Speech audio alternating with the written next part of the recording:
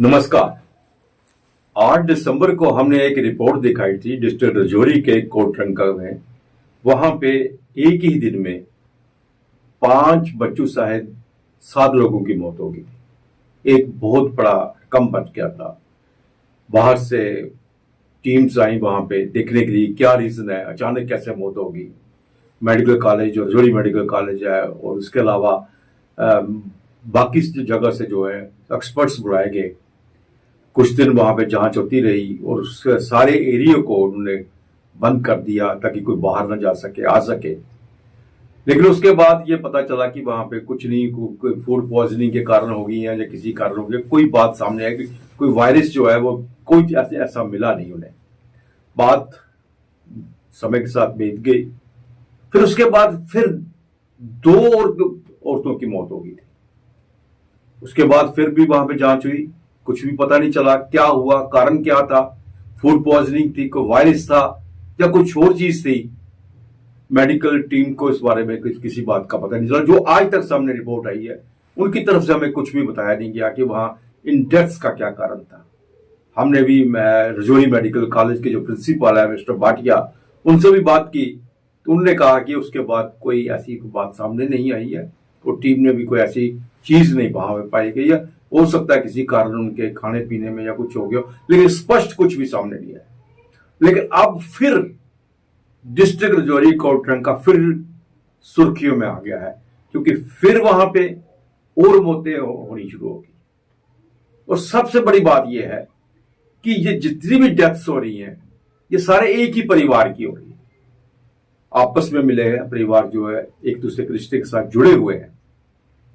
लेकिन क्या चीज है, आज तक जो टीम वहां पे पहुंची है उन्हें कुछ पता नहीं चला ये डेथ का कारण क्या है। क्या कोई वायरस वहां पे आया है? कभी एनिमल्स से बात कही गई कि एनिमल्स के कारण डेथ हो सकती है, फूड पॉइजनिंग हो सकती है। फूड पॉइजनिंग हर रोज तो होती नहीं, हर 2 महीने के बाद फिर कहेंगे वहां पे 8 दिसंबर को अगर हुआ तो आज फिर वहां पे डेथ्स हुई है तो कब कह सकते हैं फिर फूड पॉइजनिंग होगी। ये तो पॉसिबल नहीं ना। लेकिन जांच का रिजल्ट कुछ सामने नहीं आ रहा। अब इसी बात को लेके चर्चा हो रही है, किसी दूसरे एंगल में भी देखना चाहिए। क्या रीजन है कि एक ही परिवार जो है उनमें डेथ्स हो रही हैं? अगर वायरस है तो कहीं और भी होना चाहिए था। अगर फूड पॉइजनिंग है तो किसी ऐसे और भी परिवार में होना चाहिए, उन्होंने भी खाना खाया होगा और शादी भी हो जाए। अब इसी बीच में कुछ भी समझ नहीं आ रहा, लोगों को घबराए हुए हैं। क्या कारण हो सकता है, क्या नहीं हो सकता, इस पे हम चर्चा करेंगे। और हमारे साथ हैं वरिष्ठ पत्रकार सुधीर कुमार जी।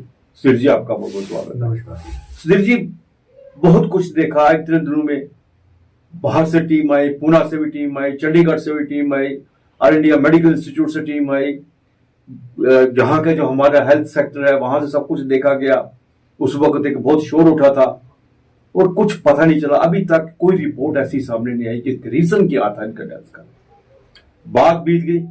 अब फिर जो है वहां से वो फिर रिपोर्ट आ रही है कि वहां अब 14 हो गए हैं वहां पे जो डेथ्स हो गई हैं। कुछ पता नहीं चल रहा।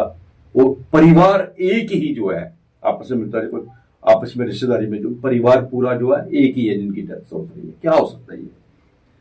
देखो दर्जी, जैसे हमने पहले भी चलाया था कि 8 दिसंबर को, जैसे आपने बोला कि ये जो पहली कैजुअलिटी जो वहां पे 7 लोगों की हुई थी, वो 8 दिसंबर को एक महीने के अंदर अंदर 14 लोगों, एक ही परिवार के 14 लोग, उनकी जान चली गई। टीम्स जो वहां पे गई थी, पुणे की वायरोलॉजिस्ट टीम थी, पीजीआई की टीम थी, और उसके बाद में ये जो जम्मू की टीम थी, मेडिकल कॉलेज जम्मू की, रजौरी की टीम थी, उन्होंने वहां पे डोर टू डोर वहां पे टेस्टिंग की, सब कुछ किया, लेकिन उनको मिला कुछ नहीं।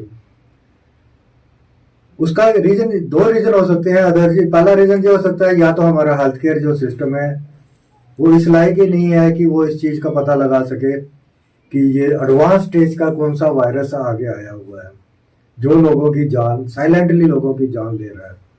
हम लोग चाइना के वायरस जो है उसकी बातें करते जा रहे हैं, लेकिन जो अपने कंट्री के अंदर या अपने जम्मू कश्मीर के अंदर है उसके ऊपर अगर वो वायरस है उसको हम डिटेक्ट नहीं कर पा रहे, उसको हम पता नहीं लगा पा रहे ये वायरस है क्या। ये वायरस भी हो सकता है, क्रिमिनल कॉन्स्पिरेसी भी हो सकती है, दोनों चीजें हो सकती हैं अदर जी।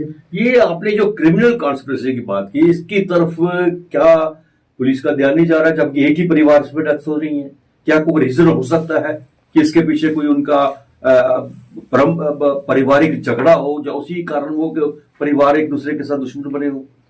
नहीं, आपने ये बात बिल्कुल ठीक है कि अगर आपको वहां पे कोई वायरस नहीं मिल रहा है तो आप उसके दूसरे जो प्रोज एंड कॉन, दूसरे एंगल है, उसके ऊपर भी स्टडी करो।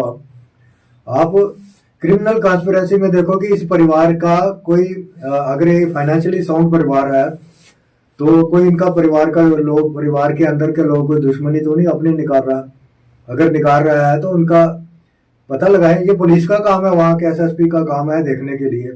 1 महीने से ये चीजें चले जा रही हैं, तो और वहाँ की जो पुलिस है, डिस्ट्रिक्ट एडमिनिस्ट्रेशन है, वो तो पूरी तरीके से सोई हुई है। इवन कि आप यहाँ से कहोगे कि जम्मू कश्मीर गवर्नमेंट, एलजी सरकार जो है, या सीएम की जो गवर्नमेंट है, अपने 2 लेवल की हमारी 2 पावर सिस्टम है, तो सारे जो इसमें सोए हुए हैं। अगर क्रिमिनल कॉन्स्पिरेसी है, आप एसएसपी और डीसी को टाइम बाउंड फ्रेम में बताओ, पूछना चाहिए कि आपने किया क्या है वहां पे, इस दौर पे किया क्या है, इनके कितने लोगों के साथ आपने इनको क्वेश्चनिंग की है, बुलाया है, वहां जाके स्टडी की है, लोगों से पता करवाया, अगर ये फाइनेंशियली स्ट्रांग है या इनकी अच्छी कोई खासी जमीन है वहां पे, उसका पता लगाया। अगर वो चीजें, ये 2 चीजें हैं, तो कोई दोराय नहीं है कि वो क्रिमिनल कॉन्स्पिरेसी भी होती होगी, क्योंकि जरूरी नहीं है कि वो किसी को पॉइजन दे के भी मारा जा सकता है। पहाड़ी इलाकों में आपने देखा होगा कि वहां पे बहुत सी ऐसी अदरसी जड़ी बूटियां होती हैं, वो जो है उसके जरिए भी किसी को मारा जा सकता है, और वो भी चीजें आपको देखनी चाहिए। आपको अपना जो सिस्टम है उसको अपग्रेड करना चाहिए। आपको पुराना जो इन्वेस्टिगेशन सिस्टम है पुलिस को, उसको भी खत्म करना चाहिए। और जो हमारे मेडिकल टीमें हैं, जितने वायरोलॉजिस्ट हैं, जो उनको भी अपना जो पुराना सिस्टम है उसको भी अपग्रेड करना चाहिए। जरूरी नहीं होता कि पुलिस को पकड़ के लाया, मारा बंदे को, फिर बुलाया उसको, फिर कोर्ट में पेश किया, तो ऐसा नहीं होता। ऐसे ही सिस्टम यहाँ पे चल रहा है। वो पुराना ब्रिटिश सिस्टम से ही तफ्तीश हो रही है, इंक्वायरी जो इन्वेस्टिगेशन हो रही है वो खत्म होनी चाहिए। जैसे मैंने आपको अभी भी बताया कि दो 3 चीजें जो बीच में सामने आ रही हैं, उन चीजों को भी ध्यान से सरकार को देखना चाहिए। एसएसपी को ये नोट लेना चाहिए, होम डिपार्टमेंट को आगे आना चाहिए, एसएसपी से पूछना चाहिए। यहाँ तक हो सके, अगर आपको वहां से किसी को हटाना है, डीसी एसएसपी किसी को हटाना है, वो नहीं कर रहे हैं काम, हटा देना चाहिए। बिल्कुल बिल्कुल, कि वो इस तह तक पहुंचना चाहिए। लेकिन सुधीर जी, ये भी तो आपको मानना पड़ेगा कि इस वक्त जम्मू कश्मीर के अंदर जो हमारा हेल्थ सिस्टम है वो काफी, जिस तरह से कहते हैं, चरमरा गया है। या तो हम कहेंगे कि हमने एक मेडिकल कॉलेज के ऊपर ज्यादा बोझ है, जो उसका रीजन हो सकता है क्योंकि मेडिकल कॉलेज जितने भी बने हैं वहां पे सब इतनी फैसिलिटीज नहीं है जो सिर्फ गवर्नमेंट का मेडिकल कॉलेज जम्मू में है। एम्स बनने के बावजूद हमें वो फैसिलिटीज नहीं मिली। हालांकि हमें उम्मीद लगाई थी कि एम्स जम्मू आने के बाद एक बहुत बड़ा आराम लोगों को मिलेगा, फैसिलिटीज मिलेगी, लेकिन वहां भी सिर्फ आउटडोर में ओपीडी रह गई है और बाकी रेफर वो भी मेडिकल कॉलेज में कर रहे हैं। कोई भी इमरजेंसी होती है वो भी उठा के जम्मू मेडिकल कॉलेज को रेफर कर रहे हैं। कठुआ मेडिकल कॉलेज में नहीं, जम्मू मेडिकल कॉलेज में आ रहे हैं। इससे मतलब हेल्थ सिस्टम हमारा जो है, जो एक्सपेक्टेशन थी वहां पे नहीं पहुंच पा रहे। इसमें कोई दो राय नहीं है। हम बिल्कुल ओपनली बोल रहे हैं, बोलते आ रहे हैं कि जम्मू हमारा जो खासकर कश्मीर का तो मैं नहीं कह सकता, हमारे जो जम्मू का हेल्थ केयर सिस्टम है वो टोटली कोलैप्स है। हमारे यहाँ से लोग, इवन के हमारे जो मित्र हैं, हमारे रिलेटिव्स हैं, आपने भी देखा होगा, वो सारे ही नेबरिंग स्टेट पंजाब में जाने की कोशिश करते हैं या दिल्ली एम्स के लिए क्यों जाने की कोशिश कर रहे हैं। क्यों? क्योंकि हमारा यहाँ को जो हेल्थ केयर सिस्टम है ना वो टोटली कोलैप्स है। क्योंकि यहाँ पे अगर आप मेडिकल कॉलेज की करें, जैसे हमने पहले भी बताया था, गवर्नमेंट का इसके ऊपर कोई ध्यान नहीं है कि मेडिकल कॉलेज को कैसे वहाँ की हेल्थ केयर फैसिलिटी को इम्प्रूव करे। आपने ठीक है, पीएम जो सेहत योजना है, 5-5 लाख रुपया जो फ्री ट्रीटमेंट आपने शुरू किया है, लेकिन वो वहाँ की हेल्थ केयर सिस्टम को भी इम्प्रूव करने की वो भी जिम्मेदारी है ना सरकार की। बिल्कुल बिल्कुल। जैसे दूसरा आपने ये बताया, उसका एक और मैं आपको मेडिकल कॉलेज का, जैसे हम बार बार बोलते जा रहे हैं कि अगर आपने मेडिकल कॉलेज जम्मू को अकाउंटेबल बनाना है, पब्लिक के लिए बनाना है, तो वहां का जो एचओडी है आपको उनको उनके साथ सख्ती से निपटना पड़ेगा। आपको उनकी जो डॉक्टरों की हेल्थ जो प्राइवेट प्रैक्टिस है उनको बंद करना पड़ेगा। जब तक आप उसको बंद नहीं करोगे तब तक ये सिलसिला चलता रहेगा, और जिनके पास पैसा है वो बाहर जाके इलाज करेंगे, जिनके पास पैसा नहीं है वो मेडिकल कॉलेज में ही अपनी जान गंवा देंगे। दूसरा आपने ये बड़ा अच्छा कहा कि एम्स को मैं अमूमन ये कहता हूँ, एम्स जो हमारा विजयपुर में है ये एमलेस है। बिल्कुल, इसको एम्स नहीं कहेंगे, कि इसको एमलेस अगर हम कहें तो बड़ा अच्छा रहेगा, क्योंकि खाली बोर्ड लगा के वहां पे रखा हुआ, बिल्डिंग बन गई है, एम्स बन गया, कोई ऐसा डॉक्टर वहां पे अभी तक जितने भी वहां पे मेडिकल स्ट्रीम्स हैं, ऐसे बाहर से कोई एक्सपर्ट डॉक्टर वहां पे अपॉइंट नहीं हुए हैं जिसके ऊपर जम्मू के लोग भरोसा करके वहां पे जाके एडमिट करें या एडमिट हो गए अपना जो चेकअप करवाएं, मेडिकल चेकअप कराएं। ऐसे वहां पे कोई डॉक्टर नहीं है। डॉक्टर भी वो यहाँ से मेडिकल कॉलेज से उठा के वहां से लेके उन्होंने वहां पे डाल दिए। ऐसा नहीं है जैसे दिल्ली में है, आप अमृतसर में चले जाओ या आप चंडीगढ़ में वहां चले जाओ, आपको बाहर के अच्छे अच्छे डॉक्टर मिलेंगे साउथ से। मैं ये नहीं कहता डॉक्टर हमारे भी अच्छे हैं, लेकिन ये जरूर है कि हमारे डॉक्टर जो 101% जो अपना जो है वो सिर्फ प्राइवेट प्रैक्टिस के ऊपर देते हैं, ना कि वो अपने यहाँ से वो लाखों रुपए महीने की सैलरी लेते हैं, उसके ऊपर वो वहां वो कुछ नहीं लेते हैं। आप प्रशासन की तरफ देखें ना, किस तरह से वो अपना पल्ला झाड़ लेते हैं। हमने गांधीनगर हॉस्पिटल की बात की थी, उसके बाद किस तरह से गंदगी परोसी जा रही है। वहां पे 2 टाबे खोल के बैठे हुए, दरवाजे के बंद कर दिया, गेट बंद किया हुआ है, गेट के दोनों तरफ 2 टाबे खोले हुए हैं, और वहां से इतनी गंदगी, जितने गंदे तरीके से वहां से खाना चाय बन रही है, वही वो पेशेंट्स के लिए भी अंदर भी जा रहा है, और पेशेंट के जो तमीरदार है उनके लिए भी जा रहा है। हमने बात की सुप्रिटेंडेंट से बात की, वो हेल्पलेस है, कहता जी हमारी को सुनता नहीं, म्युनिसिपैलिटी इस पर कुछ नहीं कर रही। म्युनिसिपैलिटी ने आती है, उनको पहले बता देती है हम आ रहे हैं, थोड़ा सा वो आगे पीछे करते हैं, उसके बाद वही हालत है। रोड उन्होंने ब्लॉक की हुई है, गंदगी लोगों को परोस रहे हैं, उसकी तरफ कोई ध्यान ही नहीं है इनका। ये बड़ा एक जो गांधीनगर हॉस्पिटल है, किसी एक टाइम पे ये इसको बड़ा प्राइम इंस्टीट्यूशन माना जाता था पूरे जम्मू का। जो भी कहीं ट्रीटमेंट नहीं होता था वो गांधीनगर में हॉस्पिटल में होता था। लेकिन आज बड़ी बदकिस्मती है कि एमसीएच हॉस्पिटल इन्होंने बनाया हुआ है, 2 सुप्रिटेंडेंट बना दिए इन्होंने। जो एमसीएच हॉस्पिटल है वहां पे पेशेंट है ही नहीं है, 1 आध 2 पेशेंट होते हैं वहां पे। जो मदर चाइल्ड केयर हॉस्पिटल है वहां पे होते हैं।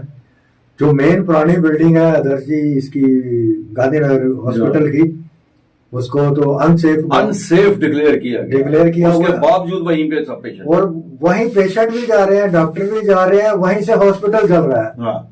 ये बड़ी हैरानगी की बात है कि जो हमारे हेल्थ सेक्रेटरी है, हेल्थ मिनिस्टर है, एलजी साहब है, वो सोए हुए हैं बिल्कुल।